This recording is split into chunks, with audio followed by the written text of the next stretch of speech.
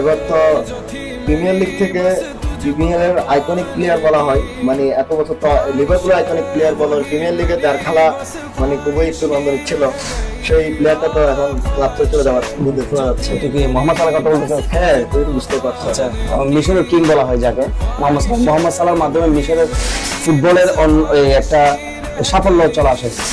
এখন বর্তমানে বলতে গেলে ও কিন্তু যাওয়ার সময় রেকর্ড ব্রেক করে যাচ্ছে।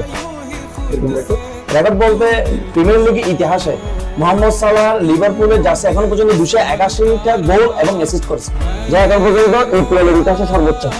আচ্ছা আচ্ছা। এর আগে ছিল তোমার ওয়ান রুনের তোমার 274 মতো ছিল, তারপর তো 3 নম্বর ছিল বিসাস, তারপর 4-এ এখন হারিকেন এবং 5-এ থিওরি আছে।